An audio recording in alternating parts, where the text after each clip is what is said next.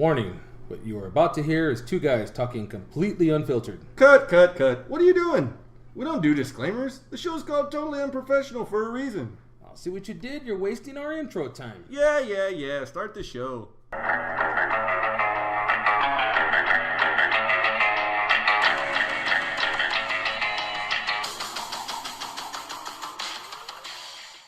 All right, here we are. Welcome back. It's Friday, episode 26. When we do that, I always point to Justin because I don't keep track of that shit.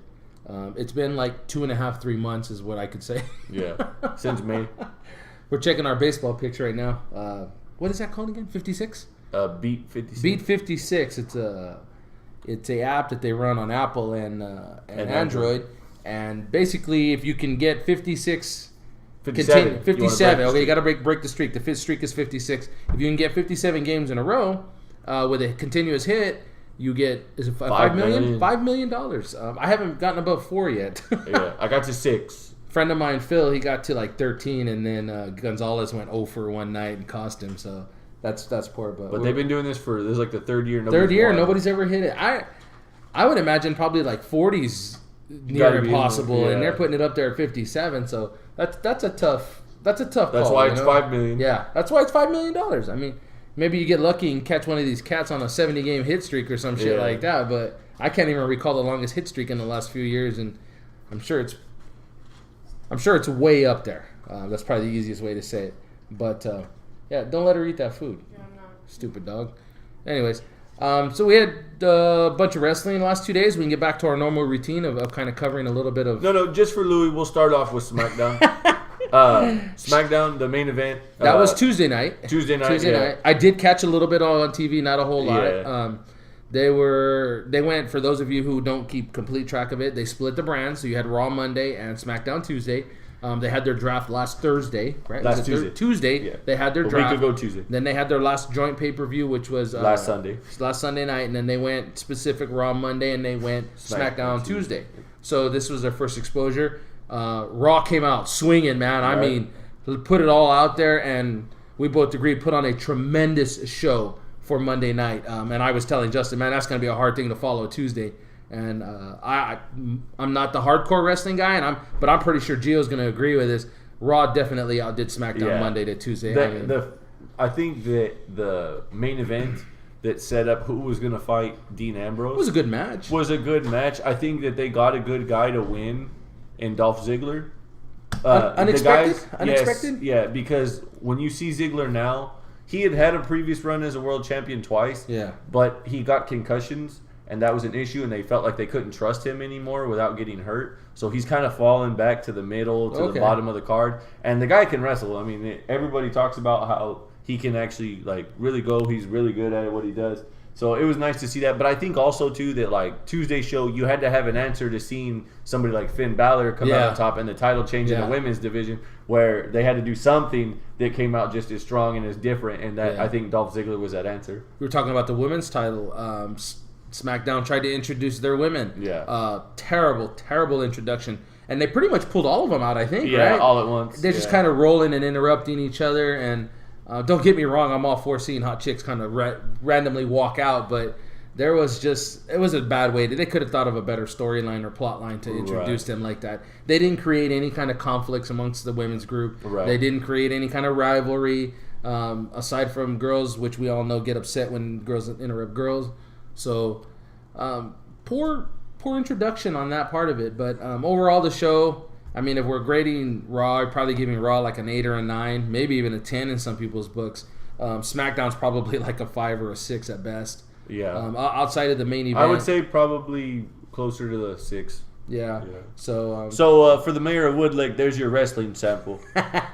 That's a shout out to our boy Louis over at in Woodlake. He was asking why we were doing so much wrestling, and I just simply explained to him that there was a lot of wrestling news in the last week. So we needed to kind of go over it without really we didn't want to just touch on it. We wanted to get in depth on it. Yeah. Because there are some pretty big fans. It is almost mainstream. I would call it mainstream. Yeah. You know, it's just as big as any of the weekly sports, and it runs year round. Yep. So if you're a diehard wrestling fan, I'm sure you appreciated it. The world's not about you, Louis. But we do got a lot of UFC to talk about today. Got you covered. Yeah, a lot of UFC coming. First thing I saw earlier this week, Chad Mendes spoke up about his 2-year ban. And an interesting thing, it was a different side from what people are normally used to seeing when somebody gets popped for PEDs. Chad Mendes, for those of you who don't know, got a 2-year ban for failing a USADA test. And when he got popped, a lot of people assumed that it was just straight steroids or something along those lines because recently John Jones and Brock Lesnar are being nailed for the estrogen blockers.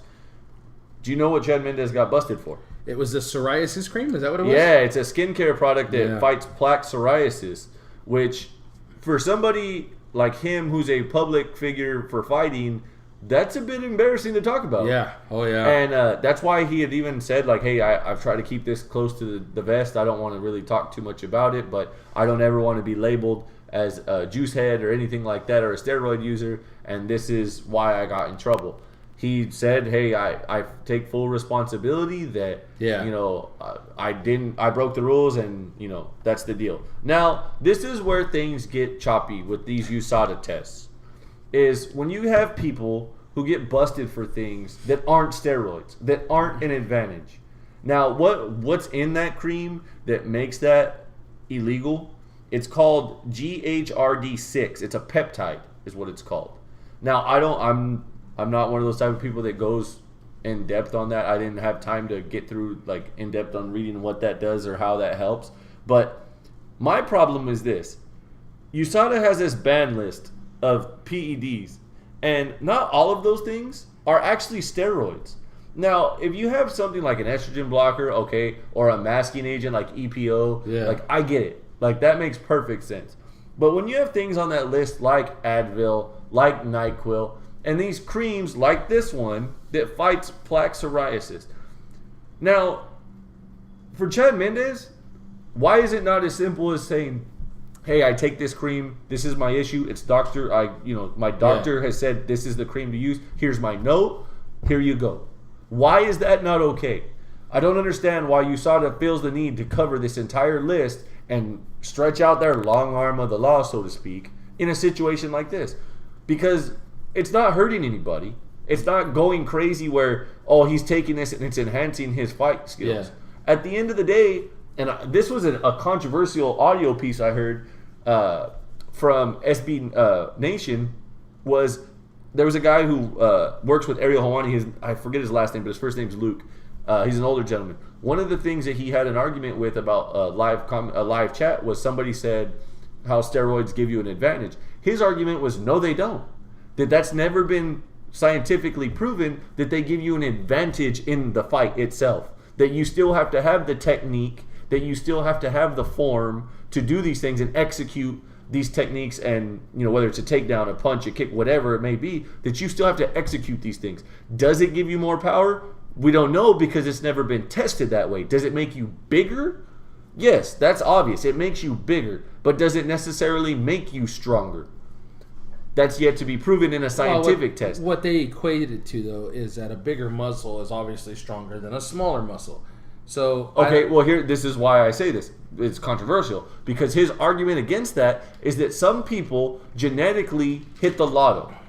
That they just have that body type and those physical attributes that set them apart or head and shoulders above other people, that make them stars. That most pro athletes have hit the genetic lotto, so to speak. I'll agree with that one. Okay. So if the idea is to keep everybody on a even playing field, why is it not okay to use certain PEDs to help these people that are not on that genetic level? That it gets them there, because if you're fighting somebody like a John Jones, who obviously is physically gifted, yes, it's not a mistake. Both of his brothers are football players. One of them just got busted for steroids, by the way, Arthur Jones. Yeah. And his other brother is Chandler Jones, who played for the Patriots for a number of years and has a Super Bowl ring with him.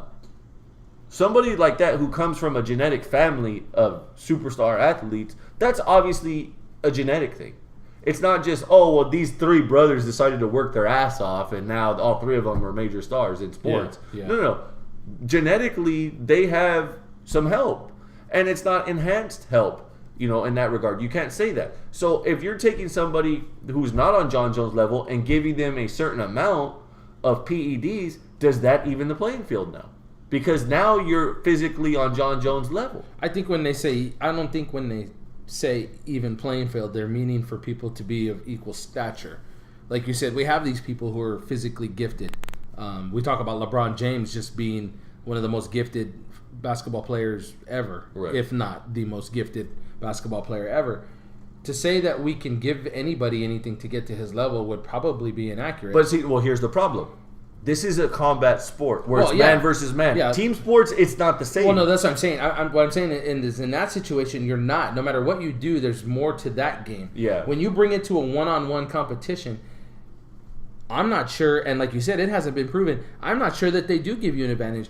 Even if we give you everything you need to get to, we'll use Jon Jones in this instance, even if we give you everything you need to get to Jon Jones' physical level, he's still got a natural control over his ability that no matter how much you train, no matter how much you prepare, you'll never have. You weren't given big arms. So when you get big arms, and this is coming from someone who did not have big arms to start, and I have big arms now, it's a fucking change. It's a struggle, okay? We talked about when we first started lifting how I had to change and adjust my golf swing because now all of a sudden I got these shoulders and these lats that don't allow me to keep my arms straight in my swing. I've had to adjust and pretty much swing like an ape because my arms get in the way. It's the same thing I would imagine. I don't take steroids, so I don't know. But you throwing a punch with a small arm or a not so muscular arm compared to throwing it with a muscular arm, okay, I can relate to that. All right, I did fight. I have one amateur fight on my credentials. And throwing those punches at 200 pounds, which was about where I was at, is a lot different than now. When I hit a bag now, if I do not turn my shoulders to punch, I can't reach my target, okay? I can't extend out. I have to manipulate my arms and turn my shoulders to get any kind of push on my hands now, okay? I didn't have that problem 15 years ago. I most certainly have it now because I'm a little thicker, I'm a little fuller. So even though we bring someone up and roid them up to Jon Jones's level, you're still not going to be able to do what Jon Jones does because Jon Jones was born with that. He's adapted to that. He's adapted to whatever it is, his physical abilities. It takes a long time. I mean, we're talking about Jones having this body, this ability or growth or size since he was a kid. He's always been a little bigger, a little stronger. So he's learned and basically trained to handle this. Well, you get it. You just don't get to control it overnight. So it's not really ever a level playing field, you know? These things that do give you the advantage, strength. I could see it helping maybe a small handful of guys who understand that, okay, I'm going to punch shorter, and that's all I'm going to try to do. But does that really help? I mean, are you really stronger? Like, yes, like in the sense that, like, yeah, you could look jacked, but you and I both know that you can lift and look jacked and not be strong. But when we started getting into fitness and training and stuff like that, we both realized along the lines that there's guys out there that are jacked like a motherfucker, but they can't lift worth the fuck. Yeah. And so size doesn't equal strength. What I would probably, the closest we're going to get to size equates strength is power lifters. Okay. We met Robert Oberst over in San Jose. Yeah. Dude, he's enormous. He's a huge guy. Okay? Shout out to Robert. He's cool as hell, too. Yeah, hell yeah. Real cool awesome guy. Real good guy to meet. But big guy, power lifter. I'm sure that guy's not on steroids. He's just a naturally big guy. But if you watch powerlifting in the Olympics, I used to love to watch it when I was a kid. Those smaller guys just couldn't do it because it took power to explode. One of the big things with them, I want to say it was in the 80s, was those lifters where a lot of them were on steroids because it was the only way they could get the muscles big enough to handle the weight to fling it up and put it over you. Yeah. But that would be, we're not talking about fighting now. But that's the same thing. But that's my point, though, is that lifters don't fighters don't power lift. Well, I see, and that's what I'm saying. Powerlifting is the closest we could get to having the argument that steroids make you stronger. Right. Outside of that, I can't see it. Every time, I'll take this to boxing. Okay, so that's the argument, though. Devil's advocate is that's the argument. Why are you not allowed to use PEDs if it's not making you stronger? If size doesn't equal strength, you're just talking about body mass, which is harder to control if you're the opponent trying to hold a bigger guy down or stay on top of somebody and you have good technique. Now that creates more issues. But if it does not equal strength, what's the issue? See, because it's never been proven, every article you read about someone getting busted for some type of steroids, you go back to way back, okay? I go back as far as I can remember, the 84 Olympics, okay? The big one that I remember was in 88 when they busted Ben Johnson afterwards, okay, for anabolics. They have always assumed it made you bigger, faster, stronger. Right. There was a competitive edge. I've never seen a scientific study either, okay? And like I said, the first notable one that I saw was Ben Johnson in the 88 Seoul Olympics. Okay, you can go through the ages now. Track and field was just what I used to like to watch a lot, the Olympics. There's always someone getting busted. Jones. Yeah, Lolo Jones. She's a Jackie Joyner Kersey was another. Well, Lolo Jones is a runner now. She's rehabbing. Yeah, I know who it is. I still watch. Hello. There's a lot of them. Anyways, we're gonna talk about Hope Solo. That's what we're gonna talk about. Bro, I thought we already went over this. I bet you she's getting her freak on in Rio for the Olympics that start here pretty soon. You know, you sit there and think about her and Alex Morgan, maybe. Oh. I'm not a fan of soccer, but I'll watch that shit. Two beautiful U.S. soccer players. You'd be willing to give your ball to let them play with, huh? That article on the Olympics a couple years ago when they talked about the U.S. Olympic villages. Oh, that was her. That was in her book. That was Solo's book. That's what it was, yeah. Yeah. It's just funny. But anyway. So there's you're right. There's no documentation on it making you stronger or faster or any of that. The experience, most of what I saw was covered in track and field. The guys who tested positive didn't always win. Right. You know, you would hear sometimes about the 8th or 10th place guy testing positive. Well, that was something Joe Rogan brought up on his podcast, that if you were to take away Lance Armstrong's championships from the Tour de France and give it to the next guy that didn't get busted, you're looking at somewhere around 10th, 11th, 12th place. Wow. That, like, it goes that far back. So, yeah, they, like... Although Lance Armstrong never got busted, he just admitted that he was doing it. Guys that aren't winning or aren't performing do take that shit. Well, and here's your other... I mean, since you're going to bring Lance Armstrong into it, the guy had testicular cancer. Yeah. That was a treatment for testicular cancer. You're telling me that the guy suffers from cancer, has surgery, I don't know the exact specifics. Removed, he's going through, and he's rehabbing the way he's supposed to, and you're going to knock him for it now. Why didn't you just keep him out of there to begin with? But that's not what he admitted to doing, though. Well, I don't know all of the specifics for that. But you know what he admitted to doing? I don't remember. Okay, so what he did was he brought in a bunch of doctors where they would make a cocktail of steroids and whatnot through him. And when he would get tested, he would switch out blood. It was almost as if it was a blood transfusion. He was going the program on him? Yeah, legit. That's why it was such a big deal that it weighed on him, because so many people made accusations and eventually started suing him that the water just got too deep. It was too much on his head. Yeah. So, I mean, yeah, that's an extreme source or way of doing it, and most people can't afford that. But in MMA, it's hard to know that, like, the USADA group has a list that's that stringent that you can't even take Advil for a headache. So you're talking about... To guys who get punched in the head. You're talking about this list of things now. Why can't you just get a note? How hard is it to pay a doctor, man, I could win this fight and it could net me $2 million, throwing that number out there. But it's going to cost me $100,000 to get a doctor to say, this is what I prescribed him, this is what it's in. It's a non-performance enhancing. That's why they don't take that as an excuse. Well, it's not an excuse, because if you're USADA, you shorten up the list. Do your homework. You know, you're a group that's supposed to come in and regulate this shit. That's what you're getting paid to, and paid handsomely, I might add. Yeah. And do you know the story about Chael Sonnen and Wanderlei Silva? No. Okay, so the first people to get tested by USADA were Chael Sonnen and Wanderlei Silva. Was that after that Silva almost lost that fight? No. So Silva got pulled from the fight and got kicked out of fighting. He got suspended, a lifetime ban, because by the commission in the States, because they were on the Ultimate Fighter Brazil. They started some shit for TV. They were going to come back. They were going to fight as the coaches. Well, the Chael Sonnen story, listen to Joe Rogan's podcast and the Fighter and the Kid podcast. A guy who would not present identification walks up to Chael Sonnen and says, I'm here to drug test you, pull out your dick. Huh. Chael Sonnen said that he didn't think about it, that he was like, I should have questioned him. He's all, asked him to present ID, he would not tell me where he was from, what it was doing, but just said, you need to pull out your dick and piss in this cup. And then we need to draw blood from you as well. And he goes, I literally got yanked into like what would be the equivalent of a janitor's closet and had to do that. He goes, now people don't know. People think that Wanderlei Silva just fucking flipped and was like, I'm not doing this, and is like yelling and was all against steroids. What happened is they did the same thing to him, and he stood his ground.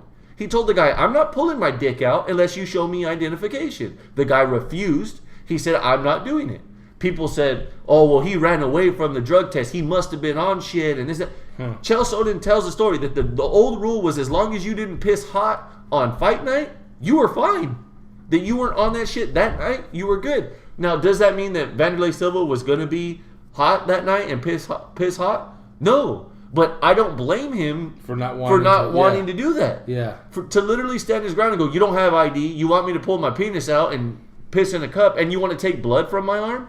At this point, you don't know what these people are going to do with that information. Because at that time, the UFC wasn't as mainstream as it is now with the Fox deals and stuff, but it was on the rise. So some people do know who these people are, that they're making decent money at the time. And that was the deal. So now you have this USADA group who gets paid handsomely, and now they do present IDs and stuff like that. But if you get paid handsomely, do your fucking homework. Yeah. Cut out the stuff. What are you going to tell me that's in an Advil or a Tylenol that performance enhances a fighter? It's not so much. Well, okay, I guess you could call it. Tylenol will increase your blood flow. Okay. All right. Understood. But you're taking 2 for a headache, 3 if you're a bigger dude? You don't. Okay. Because you take a handful, it'll be your last fucking headache. You're on the assumption that someone's only going to take 2 or 3. If you take 4 or 5, and you can increase blood flow, you increase oxygen flow. But see, this is my problem. These USADA tests take 3-4 weeks at a time, as we've seen, to get back results because they test them so thoroughly. It's pretty fucking obvious how much the amount is in someone's system. Well, I'm not now that's not. It's a minor detail, but that's the issue. You're asking about something like Tylenol.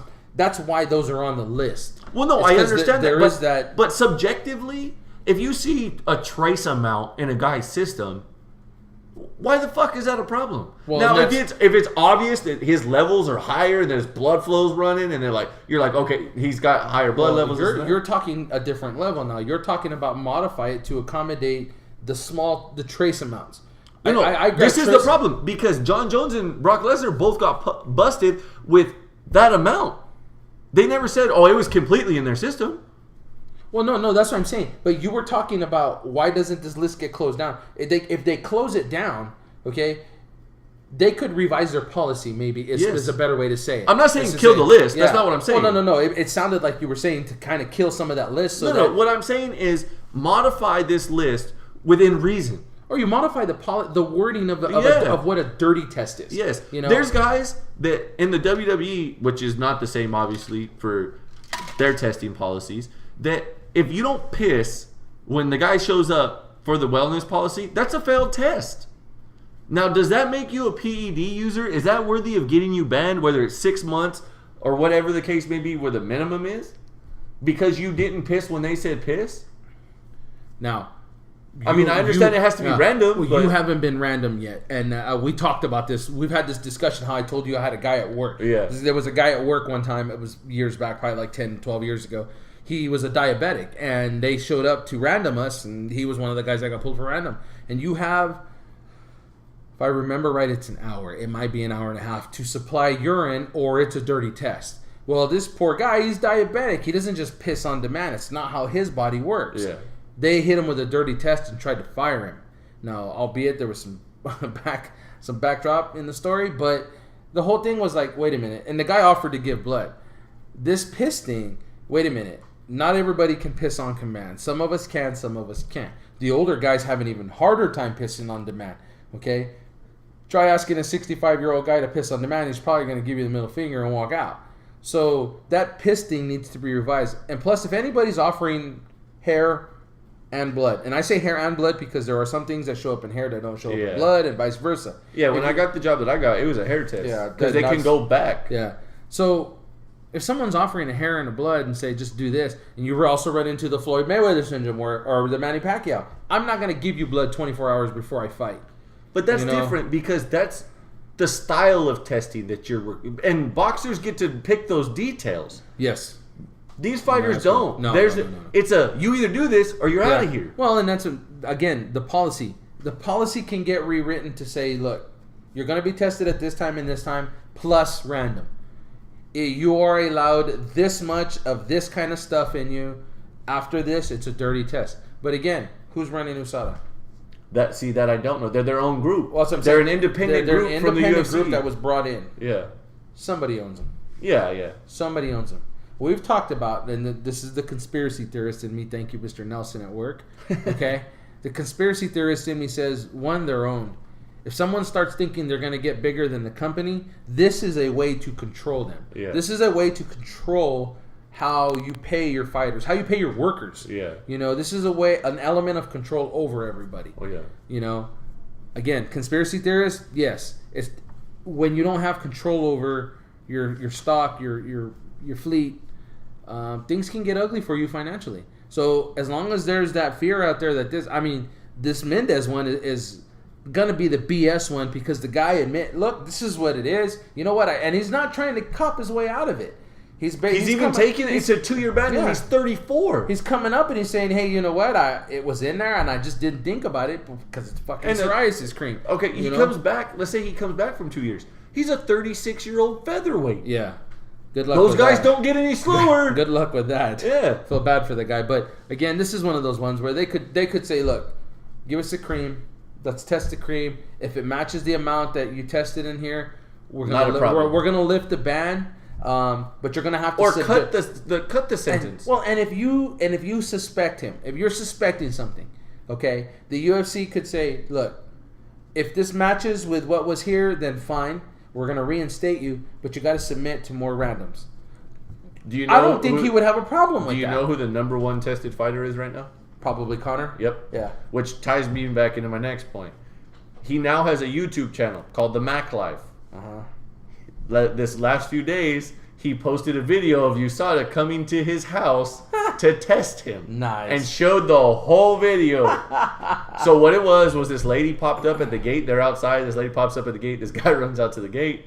And she's like, she literally has ID, like, through the fence. And he goes, "Oh, you're from USADA," the guy that went to the gate. And she goes, yeah. She's like, "I'm here to test Mr. McGregor." And he goes, "Well, we're actually going to train right now. Like, we're leaving. Yeah. Like, can you go with us to the gym?" And she was like, "Yeah, but at least one of our people has to ride with you to the gym." Because now they're aware that they're there. Yeah. So he's like, "Yeah, no problem." So they're staying in Vegas right now. Mm-hmm. So they go to the gym. And then, like, they literally show him being explained the rules. They blur they did kind of a shitty job of blurring the lady's face out, but they literally show her explaining to him what the situation is and what they're doing, and then he goes to the bathroom. He closes the door behind him, which I'm sure there was somebody in there because they have to have somebody watching. So then he comes back out and he has what's a medical cup of urine. Then they open a styrofoam box and they undo this box, and you pull out what looks like 2 mini Coke bottles. And then there's a strip that you pull off on that medical cup, and you have to fill yourself, because it can be tempered. Yeah, it can be tempered. Fill those 2 mini Coke bottles to a certain line. Now these bottles are numbered to match the lids, so you have to put the correct lid on top of the correct bottle. Goes through that whole thing, and then they turn around and they make you bag them. They make you seal them. They make you place them back in the styrofoam box, which looks like what would it be called? Like the old army boxes, the narrow, you know what I'm talking about? Ammo boxes? Yeah. Okay. That's exactly what it looks like, a styrofoam ammo box. And they put the 2 mini Coke bottles full of urine back in there, and then he seals it with the tape that they have on there, and he presents it to the lady, and she takes off with it. You want to talk about somebody who went, "You want to see clean? I'll show you the whole fucking thing." Now, if you have something to hide, why would you broadcast this to the world? Yeah, for sure. He's been a big advocate of cleaning up the sport because he's talked about guys like Dennis Siver who have been busted when he's had to fight them. And then you have guys like John Jones and Brock Lesnar who get busted. There's no bigger star in the company right now than Conor McGregor. And for him to be at the forefront of this is a big statement and a big help, especially with the black mark that they have on their face right now. So it was interesting to see the lady like, "You got to do that?" And he was like, "Yeah, I do this all the time." And he's just laughing about it. And he's like, and then he's like playing around like with the extra piss in the medical cup, like anybody want to drink? Like, you know, it was a whole deal. It was interesting. Did they mention anything about? We're talking about you since with Brock Lesnar. Did they mention anything about him giving any money to Hunt? So here's the deal, and Brendan Schaub brought this up yesterday on the Fighter and the Kid podcast. They're not giving him any money. Nowitzki from USADA has called him. They're trying to smooth things out. Mark Hunt goes on Ariel Helwani's MMA Hour. Gives his whole spiel about what he doesn't like, all the shit, right? Brendan Schaub feels that Mark Hunt fucked up by going on the MMA Hour and saying what he said. Because he went on the MMA Hour saying that he tell fighters to get a hold of me. We'll do this whole fighters union, which is okay. And everybody's like, yeah. Well, when they found out that Brock Lesnar wasn't losing any money and wasn't getting penalized by the WWE, guess what Mark Hunt says? That white piece of shit deserves to be punished. Now, when you throw in white piece of shit in the state that this country is in right now with race issues, you just lost a lot of people back in here. Oh, yeah. So, and Schaub made some good points as to why this is an issue. Well, one of the producers who is on that show said, I think you're wrong. And Schaub goes, well, tell me why I'm wrong. He goes, because if it was a black guy or a Mexican guy or an Asian guy and he said that, and he said, oh, that black piece of shit or that Mexican piece of shit or whatever, that then there's this huge uproar. But because he said white piece of shit, there's not going to be a problem.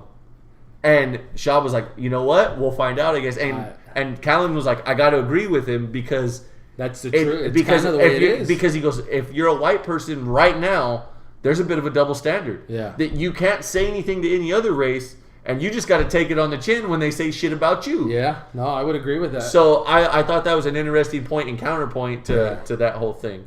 Wow. Tying in Conor McGregor to his UFC 202 appointment on August 20th, Nate Diaz tweets yesterday, the UFC played me again, #trust nobody. What the hell? I wonder what they did now. He was just recently on Conan. Yeah, I saw where they had Conor send in a video saying sorry that I couldn't be there, that I was your first choice, and that Nate hit the lotto in the first fight. So there was all that, but this was after the show was taped. So I don't really know. They haven't gone into detail on what's going on or why this is an issue, but it's got some people kind of worried because we're still a month out from that fight, and he's caught, and there's waves already in that situation. So we'll see what happens. The other UFC news that's not pertaining to this weekend, Joe Rogan. He agreed to sign a new 1-year deal, so he'll be on for at least another year. At least one more year. But he openly said on his podcast and on the MMA Hour that if they sold, the UFC sold, he was out. That he didn't want to work with anybody else. Yeah. But because Dana's new deal is 5 years, that just came out this week, that Dana signed on for 5 years, and that Joe Rogan said, I do too much shit. Because he does anywhere from 2 to 3 podcasts a week that are like 2.5, 3 hours each. Then he's doing his stand-up shows, traveling. Then he's doing, if he needs to be on Fox for a big card on Fox, then he's going to a pay-per-view. And some of these pay-per-views are in Glasgow, or they're in Brazil, they're in Mexico, they're in, wherever. And he goes, the traveling is just too much, man. And he goes, I really was on the fence. I really was considering not coming back. He goes, but the agreement is it's a year-by-year basis now, and I'm doing less events. No more Fox events, no more international travel. Oh, wow. He's staying stateside, so that way he can worry about that, and they're going to have probably a number of different guys cover with him, which is going to be interesting to see Mike Goldberg's dynamic with those guys, or if they remove Goldberg also and go, hey, man, like, we get it, but you and Joe are you and Joe, and we need these guys. Because Kenny Florian's not a bad guy, but when you have Mike Goldberg and Joe Rogan, it's a lot like WWE in the sense of Jim Ross or Gordon Soley if you're an older guy. These guys they're the voice. They're synonymous with their sport. Joe Rogan and Mike Goldberg are synonymous with the UFC. And their enthusiasm and their knowledge of the sport goes a long way. And when you get a guy like Kenny Florian, who's a former fighter, or Brian Stann, who's a former fighter, they understand the technical aspect of it, but you don't have somebody who shows that enthusiasm and that character of like they really love this with a passion. Yeah. It's like this is our job. We announce this because it's our job, and we'll show you the technical side of it, and we'll give you our opinion. But it's our job. Yeah. And that's what's missing on that. If he's going to back off, they got to have somebody with some personality. Yeah. So definitely. so we'll see that. But this weekend, UFC 201, the main event, Lawler. Tyrone Woodley versus Robbie Lawler for the welterweight title at 170. Who you got winning? I think Lawler pulls this one out. I don't want to say I'm not a big fan of Woodley, but Lawler's been on a roll. The argument I've heard is Woodley's power. While I would because agree, neither one of them really have a ground game, I would agree he probably does have the or edge haven't power, shown a ground game. But I think Lawler's shown a little bit more ability to slip punches, to slip stuff. Not only that, but I think that he has the battle-tested experience. As a champion and as a former champion of Strikeforce. So you think Woodley's going to come in and just kind of flail around? Well, I think not flail around, but I think if you're going to go tit for tat with a guy, last summer when we were there for UFC 189, that war between him and Rory McDonald, he was rocked several times in that fight. Wobbly legs on Queer Street, and came all the way back to defeat him by stoppage. Yeah.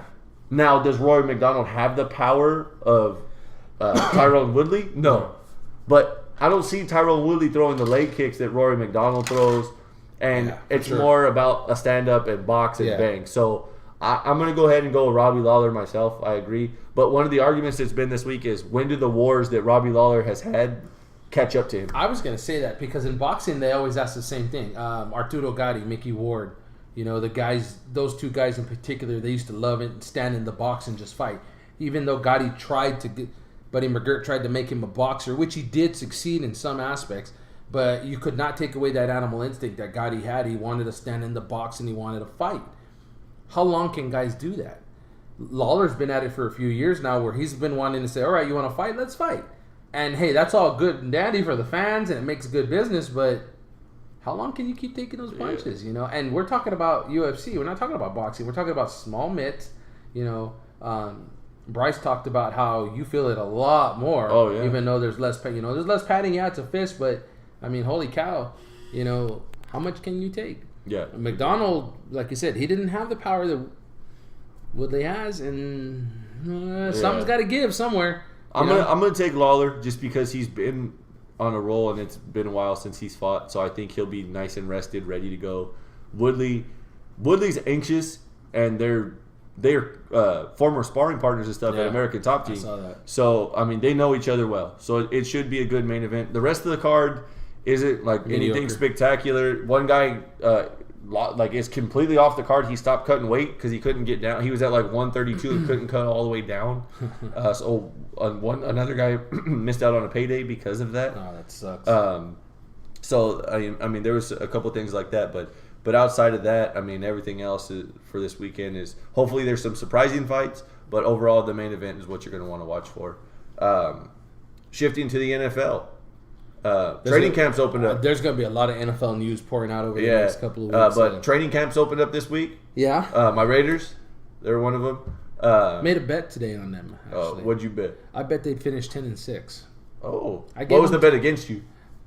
Well, did they finish less than 10-6? 10 wins gets me the win. 9 wins or less gets me the loss. Fair enough. Last year I pegged them at 8-8. Right. And I lost that one, but they had a strong showing. Yeah. I don't want to. There's never a consolation for not making the playoffs and then not progressing through the playoffs. Take it from me. I'm a Bengal fan. But they have some good things that help them. Yeah, they took steps. I think Carr took a lot of steps last year.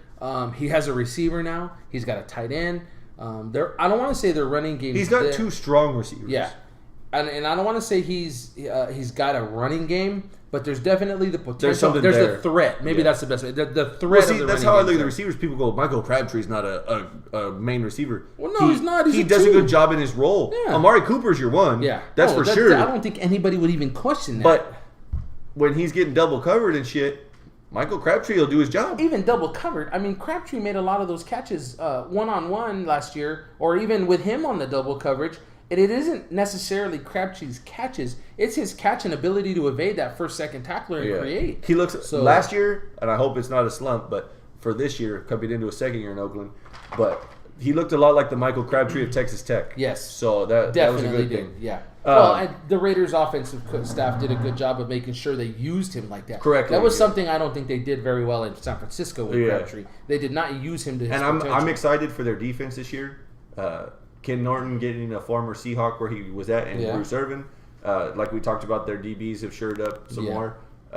So I'm excited. It should be good stuff. Yeah, I see. When I look at their schedule, I think they can split with Denver now that Denver's got Sanchez. Fingers crossed. I'm going to the Carolina game. Fingers crossed. I heard about that. I hope you guys do. That'll be fun. The plan. I was telling your lady. I said, man, I might even want to go because the one thing I never did that I always wanted to do was I wanted to watch Michael Vick in his prime. Yeah, that would have been to me. I got to see LaDainian Tomlinson, and if you've never seen that guy, that easily is the fastest. Well, see, that's how I felt looking at the schedule because Atlanta is on that schedule. I was like, dude, it'd be fucking sick to see Julio Jones. Yeah, I mean, but that weekend I'll be in San Francisco for the baseball game. I don't want to tell you what, Cam Newton. I'm not a Cam Newton fan. I was one of the people saying he was overrated coming out. That he was going to fall off the radar just like every other rookie. He was not the next one to make it big. Turns out he was. I mean, I was wrong about the guy. But he's definitely someone you want to see play. Yeah. I'm told that he's a lot bigger than he looks. Yeah. So not only that, but a hopefully healthy Kelvin Benjamin. Yeah. So that'll be good. And that team, I mean, what they did last year, now Josh Norman. Gone. Is that team going to be the same? Defensively, no. You had a lockdown on defense. You had a number one cornerback going against a number one receiver every game, and that number one receiver disappeared. A lot like when Revis was at the top of his game. Yeah. So that's going to change for the Panthers this year, and we're going to see if they can handle it or not. So, but that's an awesome game to go see. Yeah, I mean, I hope so. I hope it works out that way. We'll see how it goes. Something interesting that I noticed earlier for all you Cowboys fans, Damian Wilson shows up to training camp with an eye injury from paintball. Which they don't go into detail in the article I read, but that I assume means he got shot in the face. I've been paintballing a couple times. You've been? I've been once. Goggles. They tell you, unless you're out playing in an open field or something at somebody's property, they tell you goggles are the most important thing you wear because you will get shot in the face. They don't say if you get. They say when you get shot in the face. Well, they gave him a 10 to 14 day return time. Yeah. Which means the only other thing I could think of that wouldn't be as bad as getting shot in the face, because those things fucking hurt, is like not even a recoil with those guns, but not paying attention and catching his eye on the air tank. Yeah, I could have got. I mean, that's squirted. That's the only thing. But that's just added to a nice list of injuries. Lance Dunbar, knee rehab. Benson Maya. Or Mayawea, however you say his name, knee rehab. And, of course, Darren McFadden, broken elbow. And then you're in the middle of Ezekiel Elliott's issue, which was thought to be like, oh, this is a great pickup. Now he's trouble. I don't think Elliott's problems are going to catch the Cowboys by surprise. I think if he continues to get in trouble, I think that's going to catch them by surprise. Jerry Jones, while I don't agree with his ownership tactics, he's not known to be dumb. He's not going to take someone that he doesn't think they can rehab. Okay, so let me ask you this then in saying that. At some point, is the answer to Tony Romo on his way out Johnny Manziel in Dallas? No, only because they have spoken real highly of Kellen Moore and the time that he did do last year. So I would expect... You know what I speak highly of for Kellen Moore? What's that? His mustache. The dude's definitely got a mustache going on. We were talking about this the other day at work because there's a couple of Cowboy fans over there. I'm a big fan of Kellen Moore. Guy went to Boise. Yep. He's a winner. A lot like Tim Tebow. He was a winner. Jared Zambrowski over at Boise before Kellen Moore. He's a winner.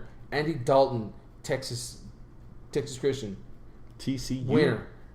Look at a lot of these small college quarterbacks. I don't think they get their due. Now, Tebow was not a small college quarterback. I was saying, no, but he wasn't. These guys... well, even somebody like Alex Smith, who found the right system at Utah. Winner. I'm going to tell you, you can't take away these guys' or you can't discount these guys' ability to win games. Is Kellen Moore the answer now? No, Romo's probably got 3 years. But you know what I see Kellen Moore as, though? More of like a Ryan Fitzpatrick. Well, I'm going to tell you what. If we don't see him more, that's a safe assumption. I don't think that's fair to Kellen Moore. We've seen Ryan Fitzpatrick over... Who is, by the way, he signed his deal. Longest holdout ever. for 1 year, 12 million guaranteed incentives, with 3 incentives. Yeah, 15 if he hits his homeboy. incentives. Okay, here's my problem with Fitzpatrick. We'll get back to Kellen Moore right now. My problem with Fitzpatrick, he played in Cincinnati, covered for Carson Palmer the year he lost his second knee. Yeah. Okay. My issue with Ryan Fitzpatrick, he is mediocre quarterback. As we all know, if you're an NFL fan, mediocre quarterbacks. Hey, he showed up the New England Patriots in Buffalo, buddy. He went to Harvard. They always have a home. Mediocre quarterbacks. Look at Sanchez. I mean, holy cow! You can be a mediocre quarterback and make good money in the NFL. Hey, I tell you what, let Kellen Moore start over Mark Sanchez. Guarantee you'll see more success. Yeah. The argument with firing Ryan Fitzpatrick is your name is Ryan Fitzpatrick. Dude, you're a smart guy. I hear you're real good in your community, but holding out like that, who do you really think you are, dude? Come on. Hey, he got money. He got the 12. Now, here's the problem. Let's say he comes out and has a shit year, which could very well happen. Yeah. Could very well happen. Yeah. We never know. You never. Right. Or he gets hurt. Right. 1 year, $12 million. They offered him 3 and 24 with like 16 guaranteed. I think. Oh, really? Or what? That was originally. That was the first offer they put out? The original contract was 3 for 24. I don't remember what the breakup. If I remember, 16 or 18 was guaranteed, and then the back half was like whatever it was. All right. You had 3 years in the beginning. This is about greed now. Now, don't get me wrong. Motherfucker's smart. He went to Harvard. Well, here's the thing. This is why I say it's not about greed. Because we've talked about this before, about pro athletes and where do you draw the line on a team thinking what you're worth and what you feel that you're worth as an athlete for somebody who got paid. And we use Kobe as the example of, in his final 2 years, feeling that, hey, I put in my time. That's why I got paid what I got paid. While Fitzpatrick has bounced around and shown some good things, he's never had that security of a bigger paycheck. Even if this is 1 year, it's a bigger paycheck. And if he's smart with his money, he'll be fine. Homeboy's not stupid with his money. He got a big contract in Buffalo. He got paid in Buffalo. Yeah. He got paid originally in New York. Yeah.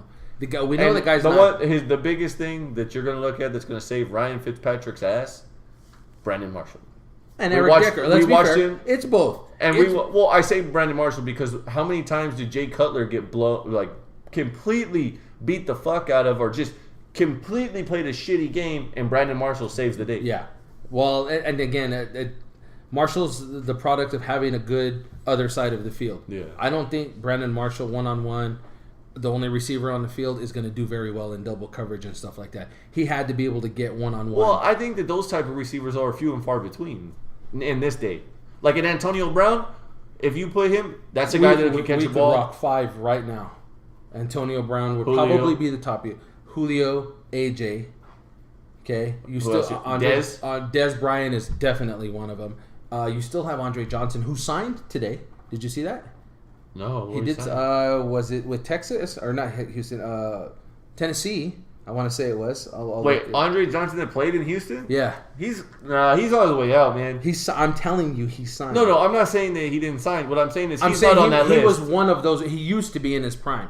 Okay, you're talking about Calvin Johnson. I think you could flip a coin on that. Calvin Johnson, yeah, Calvin absolutely. Johnson was one. We watched, for those Cowboys band. I bet you that triple team still hurts. Anyway, so I just think that Marshall. But look at that. You named 5 guys. Okay, go deeper than that 5. Yeah, good luck with that. That's my point. Everything else is a 2-man system. That's why guys like AJ went high. Julio went high. Yeah. Dez went high. Yeah. And these are the recent guys. Calvin went way back. Andre Johnson went way back. Even Brandon Marshall's a few years back now. Yeah. These young guys that come out of running game systems. Calvin Benjamin did not. Well, AJ Green came out of Bama. Yeah. Julio came out of Bama. I mean, look at the way Dez was at Oklahoma State. These dominant running games get one big guy over the top. Julio made a living on that over there. Crazy. But again, Marshall's going to save him. So barring injury, barring getting hurt, I don't think he has any chips at the end of the season, though. I think they give him this one, so they have 1 year to figure out, okay, what are we going to do? You got Geno Smith talking in the background right now, too. I heard something about, I saw a headline that said, he's angry. He's upset because they made such a push for him. But sorry, Geno Smith, you haven't proven that you can do anything. Because as soon as they pulled you out and put Ryan in, you were showed up by Ryan Fitzpatrick. Well, that's because Ryan Fitzpatrick can run the pro-style offense. Yes. Whereas Geno Smith only runs the spread. Again, But we talked about that though. Like, are you going to cater to them in those? Yeah. Are you going to put the guy in the right kind of system? Something that I think Carolina, which is why Newton is having a success. Rivera said, "No, we can't run this offense with Cam. If it has to be Cam, this is what we're going to have to do." Yeah. So they remodeled their offense to suit Cam Newton's abilities, and they'll flourish for it. You know why nobody wanted to do it with Tim Tebow is beyond me. You know, if we ever see Kellen Moore get the opportunity, they're going to have to be willing to change the offense a little bit because he does not play well in that, I don't want to say pro style. He needs more options than just one over the top and one crossing. You know, I mean, that right now they're built to maybe do stuff like that. But again, opportunity. You know, staying on the topic of Brandon Marshall, Antonio Bryant shows up to training camp and a Rolls Royce done up. Was it Rolls? No, it was a Bentley. It was a Bentley. It was a Bentley. And the Steelers colorway and everything. Brandon Marshall goes on the internet and says, "I'll bet you a Porsche," and he shows the Porsche that this year I have more receiving yards than you do. Brandon Marshall said that? Yes.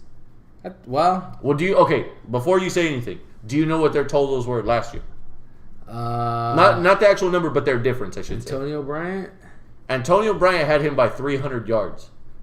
Which would be almost, I would say that's the equal for them. If that's it, though, remember, Geno started the season. Well, this is why I say that this is relevant. Because if you look at their stats individually, that's a game and a half? Yeah, I would say give or take. I would say maybe probably two. I'd say depending on who they're playing in the matchup, right? So it's a very viable bet. Yeah. Now here comes part 2 and 3. Part 2 is that Porsche is significantly cheaper than that Rolls Royce that he's betting. Because he didn't bet his Bentley versus his Porsche. He said, "I'll bet you this Porsche versus a Rolls Royce." Which is about in the tens of thousands, like we're talking $20,000, $30,000, $40,000 cheaper. You can take the boy out of the ghetto, but you can't take the ghetto out of the boy. So here's part 3. Tony O'Brien says, "You call me or DM me like a man, I'll accept the bet. You don't need to try and make headlines by putting my name in your mouth and putting it on the internet." Again, you can take the boy out of the ghetto, but you can't take the ghetto out of the boy. This is part of the whole. We'll be reading about Brandon Marshall being broke in 10 years, you know, because the guy he wants to be betting. No, hey, I tell you what, Bentleys. I mean, I'm gonna disagree with that because Antonio Cromartie's not broke and he's got 8 kids from like 6 different moms. Well, okay, that's a little bit different though. I don't want to say I can relate. I was gonna say you can't relate to that. I can appreciate that problem, but other NFL news. I got nothing on. Those are my headlines. There's not a whole lot going on. One thing I did see the other day that made me laugh. They put out the preliminary All-Pro team. Did you see that? Yeah. And all these guys were suspended. Yeah. You got Tom Brady starting. It was the All-Pro suspended team. You got Tom Brady starting at quarterback. Yeah. You got Le'Veon Bell at one running back. I forget who was the other one. You got Josh Gordon at one receiver. You got. I was laughing on that. That was definitely something. Okay, so Andre Johnson is going to sign with the Titans. Uh-huh. Okay. Good for Marcus Mariota. Another one that I feel is not. I don't think he's that kind of receiver anymore. No. I don't mean in the sense of he'll be a star, but he's a. Anquan Bolden just signed with the Lions. Yeah, but they had to fill Calvin Johnson. Well, here's my point. When he was in San Francisco, he wasn't the guy. No, I don't think he's ever been the guy. Well, in Baltimore, he was. But he's always been known as a possession receiver, not... Which is what Andre Johnson will become now. We'll see. Can he? I think so. I don't think... I was kind of watching him run routes last year. I never paid attention. But he wasn't healthy last year. Okay, but when you're not healthy, you have to resort to running routes. You can't just run down the field and light up that 50-yard bomb every 4 or 5 catches the way he used to do. So your route running ability has to come out at some point. Looking at who they have, like they have Kenny Britt. I take that back. He's a Ram. He's a Ram, yeah. Who is that that's on that team? Delaney Walker is their tight end. Yeah. Nate Washington is who it is. That's your other guy. Now, and what is his last name? His first name is Justin. I can't remember his last name. But he was a younger receiver that had a decent year last year. He kind of popped in and out of some big games. Justin Hunter. There you go. Johnson brings a level of maturity to that team. To some young receivers. And that helps with that. And when you have a guy who, I'm not going to say that a defense worries about, but if you can make him a possession receiver, they will have to pay attention. They'll have to pay attention to him, and it'll free up these younger guys. Yeah. And we know Mariota can throw the shit out of the ball. Yes. So, well, and I think his biggest threat is going to be that run option. You know, especially with DeMarco Murray now, which is why Delaney Walker had such a good year. Yeah. You know, that little 6-8 yard out turned into here's a 20 yard I hope that they use that read option with DeMarco Murray. Yeah. Because he definitely has the capability to flourish with Marcus Mariota. Those two could be a match made in heaven if it's played right. I agree because Philadelphia did not use Murray the way he should have been used. He is not a east and west back. You get that guy going, you pull that tackle if you want. If you don't, you just put helmet on helmet and you let him go 5 or 6 yards. And that was the whole deal, was that people thought he was tackled at 2 and 3 and he wasn't. Now all of a sudden he's 15 yards down the field. Yeah. But let's just say it. Anybody can flourish in the Dallas system. Dallas has the offensive line to block for anybody. Oh, yeah. When McFadden can show up at 50 years old and run the way he did in Dallas, you know it's an offensive line. Yeah. That's why they said Ezekiel Elliott was going to have such a freaking easy time there, because it's Dallas. Everybody runs good in Dallas, you know. Yeah. At some point, they're going to get old, but they're not yet. They're definitely going to be out there blocking, hat on hat, 5-6 yards down the field before anybody starts to lay serious hands on them to slow them down. Some baseball news. Red Sox are 2 games out on Eric's Baltimore Orioles in the AL East. They're currently playing the Anaheim Angels right now. They're on a West Coast swing where they're playing the Angels this weekend. Then they'll go up to Seattle and play Seattle this week. And then next weekend, they come into LA and play the Dodgers. And a week from Sunday, I'm going to watch them play in LA. So we'll make sure that after the game, I'll have a full report from Dodger Stadium in that game. Other divisional leaders, the Indians lead the AL Central by 4.5 games. The AL West is led by Texas, who's leading by 4 games. Washington leads the NL East by 5.5 games. The NL Central, the Cubbies, trying to get it done after they got the deal done for Aroldis Chapman. They're up by 6.5 games on the Cardinals. And, of course, everybody's favorite, the NL West, San Francisco leads that division over the Dodgers by 2 games. So when we get into next weekend, we could be looking at some divisional leading games there. Oh, yeah. So it should be some good stuff. And the whole point to going next week. The whole point to going next week? Yeah. I've never been to Dodger Stadium, and the Red Sox are my team. Well, you're going to love it. David Ortiz. Well, yeah. I'll get to see him twice this year. Yeah. Which will be cool. We're thinking about taking the wife and at least one of the kids. Possibly to Dodger. I've been there several times. Last year when I was out at training, my company had tickets that they were giving out, and then we paid to go to a couple of games. All you can eat pavilion, all you can eat Dodger dogs. It's a dream come true. Go ahead, throw it out there. Hold on, pause. Go ahead and pause. Louis, if you're listening to this, he just said all you could eat wieners. You heard that, right? Make sure you let the office know. So we got the PGA Championship going on this weekend too. Yes. That is over at, I can't even pronounce that freaking golf club's name. Yeah. I want to say it's Burlington or something like that. Like the Coke Factory? I know I'm saying it wrong. Let's see. No, it's not Burlington. It's Baltusrol golf course. Where's it at? Good question. Well, you're no help. You know what? This is not. You can't pronounce the course, and you don't know where it's at. Springfield, New Jersey. Oh, okay. Okay, $10 million purse. Woo.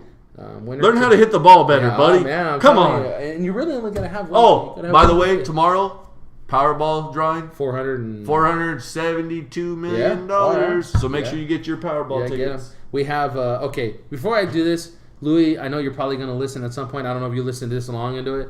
But I just want to drop an FU bomb on you because... we've already gone over this bullshit about that. So you either say the word or you pick a different word.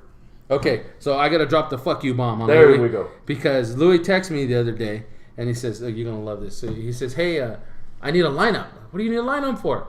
For DraftKings. For what? Isn't there a major this week? I was like, oh, yeah, the PGA Championships this week. He goes, give me a lineup. We'll go halfers on the Millionaire Maker. Okay, just so we're clear, I've never won big money on golf fantasy. I've won a little bit, but I haven't played this year at all. I did give a lineup to another friend of mine, Phil. He says it's doing decent.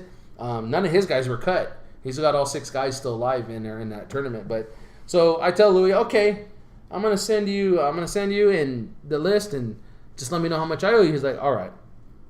So here's the list I give him. Okay, Henrik Stenson, Patrick Reed, Ricky Fowler, Jordan Spieth, Bubba Watson, and where's the other one? And Zach Johnson. Okay. All right. Watch day 1. 3 of the 5 were in the top 5 or top 10. Okay. I know it's 6. There was one more. Oh, JB Holmes. It was the other one. Okay. Look after the day 1. 3 of the 6 are in top 10. 2 are 1 under and 1 over. Watson was 1 over, and I think Johnson was 1 under. And then JB Holmes, terrible first day. Of course, perfect for him because he's a long hitter, but so he's like 7 over. He ends up getting cut today anyways. Show up to work this morning. I said, hey, Louis, what are the points like? And he goes, looks at me, and he goes, for what? I was like, PGA Championship, I gave it to you. Dude, we got 3 guys in the top 10, bro. Oh, I forgot to put it in. I go, oh, you bastard. I go, dude, if these guys finish top, okay. Now, mind you, the leaderboard, you got Walker, Streb, Grillo. Jason Day's not a surprise. Henrik Stenson's not a surprise. I wouldn't even say Martin Keimer is. But Patrick Reed, Koepka, Matsuyama, English, these guys, they typically play 1 to 2 good rounds and then they level off as they get to the weekend because it's a lot of pressure to play in a major like that. You know, it would be equated to the playoffs of the NFL or the NBA. Right. It's just a different atmosphere. So, you know, I expect the name guys like Fowler, you know, some of those guys with the experience to start pushing up. Bubba Watson, you know, Zach Johnson. Those guys will start playing out a little bit. So I was thinking, man, they'll push into the weekend. They're going to be a good set of guys. Well, I don't even have horse in the race anymore because Louis, you listening, Louis? Louis forgot to put the freaking picks in. It's the last time I trust him to do that. How are you going to let the mayor of Woodlake make a mistake like that? Well, the mayor of Woodlake probably shouldn't even be gambling, honestly. That's true. That could be scandalous. City fun. Hey, how much you got with the owner of Super Taco, Louis? Tell me what you got going on behind the scenes, bruh. That's what I want to know. Black market gambling. We're going to expose you real quick. Yeah, no kidding. But, yeah, so that's going on day 2. They made a cut. I believe the cut was 1 or 2 over today. Walker's in the lead. I think he's at 9 under, if I saw that right. It should be good golf because it did rain first portion of today, softened up the greens, much like the Open 2 weeks ago. The greens are going to play awesome tomorrow. They'll dry out. Sunday should be a little tougher, but it's a pretty knit field. I think there's 2 at the tied for the lead right now. A bunch of clusters within 5 shots of them, so should be a good weekend for golf if you're watching golf this weekend. But right on. That's what to watch for. If you're Robbie Lawler, interested in seeing what type of fighter Robbie Lawler is, go back. You watch it on UFC Fight Pass. I'm sure you can find it on YouTube. We were there live. Yeah. Won Fight of the Year last year. Rory McDonald versus Robbie Lawler 2. An amazing fight. Yes. For both of those Fight guys. of the night that night. Fight of the night and Fight of the Year last year. Yeah. So that'll be the fight to watch for. Tomorrow night he fights Tyrone Woodley, defending his 170 welterweight championship. Today's been a good day for sports for us. Yeah. Covered a good amount of sports. Yeah. Mixed it up a little bit. We had some serious stuff here the last couple weeks. We got into some wrestling the last couple episodes, and now we're back at the sports business again. Yeah, and those of you itching for football like me, it just can't wait. You played any fantasy this year? If you're itching, bro, you might want to get that checked out. Wife's been gone all week. It's not that kind of itch. No, we know. Remember you were telling us on Tuesday morning when we were playing basketball, your shoulder hurt. Oh, that's right. My shoulder I was like, no wonder your wife's gone. She's gone. It makes perfect sense. You got to use a whole. Yes, I'll be in at least 1, if not 2 leagues again this year. So we started another one at work, so I'm back to 4 again. Jesus. Every time I try to cut 1 or 2 out, someone says, pops up. There was one, I'm not quitting because I won last year. Yeah. I thought about not going back, but I mean, I got to go back. I got to defend, you know. 3 bills, you don't walk away from. Well, that reminds me, if that one opens up again, let me know. Okay. So then I have a big one. It's a $350 entry. It's a great one. I won it my first year in there, and shout out to Pops if you listen to this.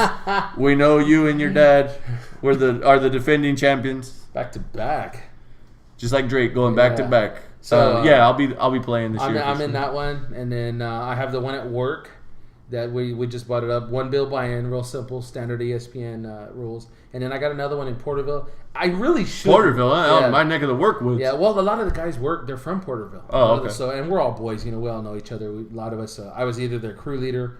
Actually, no, all those guys now, I was their crew leader at some point. So it's cool that they're willing to socialize with me because I was their boss a little bit. Yeah. But no, they, good group of guys, real good. They're real competitive. Oh, my God, they're competitive. Chick's won it the last 2 years. Really? Yeah, she's outdoing everybody. I thought it was luck the first year, but no. And she knows her stuff, huh? Yeah, she knows her stuff. She does. Good. But they were asking me if I'm coming back. I was like, yeah. Why wouldn't I come back? They're like, oh, okay. I said, I'm not leaving until I win. I'm going to win and take my money back and then leave. Yeah. But no, that's a real fun league. That one's all work guys. Well, it was half work guys and then half like some guys from Porterville that they know. One will be directly work guys. One is another one where I only know one guy in the league. Well, actually, I know two of the 8 guys in the league I know. One I know. One I've met. I don't know the other 5 guys in the league. Never seen them before in my life. Right. And then there's the big one, the Firme Vatos. Shout out to them. These guys are hardcore, man. The first year they invited me, it's because it was the guy, the commish. He's got small balls, apparently. Wait, what? This is a word on the street. I don't know. So you've heard this twice now. All you can eat wieners, and he knows people with small balls. You heard that correctly. Just so we're clear. So we call Baby Balls commissioner.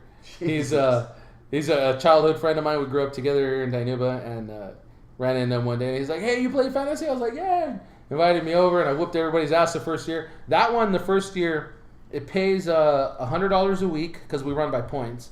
$100 a week, and then it pays the year in. I want to say, well, at the time it was $1,500 and $250. I think I ended up winning like $1,700 or $1,600 because I won 7 weeks, and then I finished overall point leader.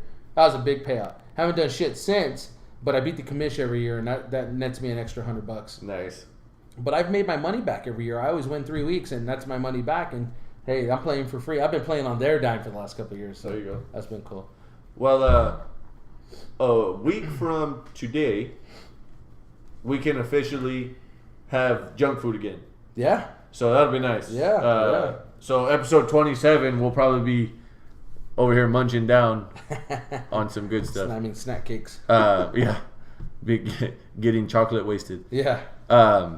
So this has been episode 26. Yep. I'm Justin. Manuel. And we've been Totally Unprofessional.